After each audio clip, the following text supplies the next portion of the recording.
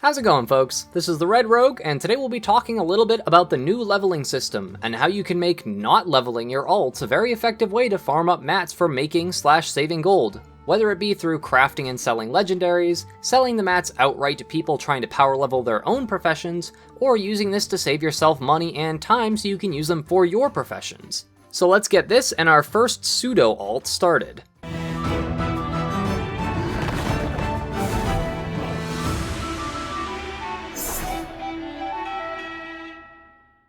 So, as some of you are probably aware, the new leveling system is 100% linear for the Shadowlands expansion. This means that on your first character, no matter what faction or anything that you are, you must go through each zone in the following order, after you reach Orobose, the main expansion hub at least. You will go through Bastion, Maldraxxus, Ardenweald, and lastly, Revendreth. This was done to help give everyone a strong idea of the story behind each of the covenants, and all the shenanigans that are going on in the Shadowlands ever since Sylvanas caused that big old crack in the cosmos and all that exciting stuff. I don't want to spoil too much of the plot in this video, so I'll be doing general zone overviews and such as I get more alts to 60 on the beta for further testing, and if you're interested in that sort of content. Anyways, the really important thing to know about the leveling process is this. Once you have a character reach level 60, all of your future alts will be able to choose whichever zone they want in whatever order they want to level through. I don't know if you have to choose a covenant on the level 60 character or not for this to trigger, but picking a covenant is available once you are level 60 and complete the Revendreth main story, which is the last zone you'll be leveling in anyhow. So why is that important? Well, if you watched my video about the level and gear squish, you'll know roughly how long your gear is going to last you from Battle for Azeroth when leveling through Shadowlands. I'll throw a couple charts up on the screen so you can see what item level your current gear is going to be scaled to, as well as the reward item levels of all the quest zones. As you can gather from this, if you are a pretty well-geared character in patch 8.3, you'll be replacing next to nothing until probably Revendreth, with the exception of an odd item here or there maybe. So obviously you need to start grinding out all of the dungeons and raids and dailies and PvP and everything you can to get geared ASAP so you can farm a bunch, right? Not really, actually. Major spoilers here, so don't say I didn't warn you. I'll put a timestamp on screen if you don't want to see this part ruined for the experience of it and whatnot, so just skip to that if so. Anyways, for those of you brave souls who stuck around, once you enter the Maw through this crazy cool looking ritual that Bolvar puts together, you have to run around saving people and whatever, you know, the usual stuff heroes do. This section can be completed very quickly, especially if you're using gun shoes and goblin gliders and all sorts of other movement consumables. Since you're in the Maw, you cannot mount, and that does include the Worgen Racial. I tried just out of morbid curiosity, and no. So having any movement speed enhancers is very nice, and you might want to get your hands on the Dark Moon Cannon item, which is a reward from getting the achievement Big Power Monger Gold, as I have found a lot of amazing use for it leveling through Shadowlands when combined with a glider.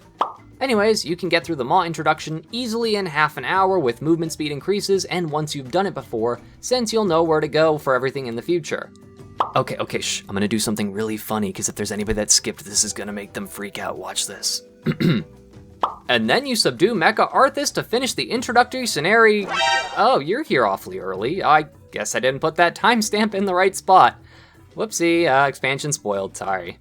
Okay, so now we're in Orobose. Since we've done all this before, the NPCs have broken the fourth wall and remember our existence from our other character, so now we can pick our covenant and our zone and head off on our merry way. So why is that a big deal? Well, from the testing I've done on beta, there are two zones that have by far the most access to leather and cloth respectively. The thing is, both of these zones are the last two you do in the campaign storyline, Ardenweald and Revendreth, and by the time you get to these zones on your first playthrough, the enemies you face will be pretty close to on par with you in terms of power level. However, if you were to say select Ardenweald as your first zone on your alt, then of course the enemies have to be the same level you are to make it scaled fairly. I think you see where I'm getting at with this. I'll show you a quick example, as I already have multiple characters parked in each zone so I can scope out good farming locations for each type of material. So, Ardenweald, the home of the Night Fae. These little Gormling ads here have about 5,800 health when I fight them on my level 60 version of Zera, and they're relatively easy to kill. However, since I haven't gotten a ton of gear yet, I'm still pretty close to the same power level I was at when I was leveling. On my level 51 version of him though, you'll see their health is nearly half, but mine is basically the same as is my damage.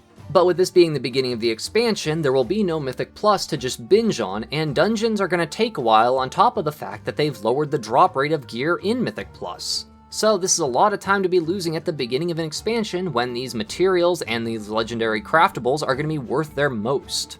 Revendreth, on the other hand, is heavily populated with humanoids. Humanoids, of course, will drop cloth, another equally vital crafting reagent in early game of Shadowlands. Not only is it used for crafting legendaries, cloth is by far the easiest of the crafting materials to get, as you can have multiple players or multiple characters of your own looting the same exact bodies, as seen in the popular method of 4x2 farming that a lot of folks have been using in BFA. Since cloth is so easy to get, it makes tailoring an easy profession to level, which in turn makes enchanting an easy profession to level. I'm no gold maker by any means, but it doesn't take long to see how starting your super overly statted level 51 alt in Revendreth or Ardenweald could become very beneficial to your wallet and to your characters in general, as this will enable you to either save gold or make gold by getting a ton of resources on the level 51 alts you have and then shuffling them up to your main. Unfortunately, the Experience Eliminator NPC that lets people twink out is not able to be used at level 50 or higher, as I checked to see if I could make a level 51 twink and if that would actually become a thing again, but no, unfortunately not. But you should be able to very easily get a metric ton of materials before you start leveling up to the point where the mobs are even close to on par with you. And by then, you could easily just move another new alt into their farming position and just level that character the remaining amount to 60 if you want.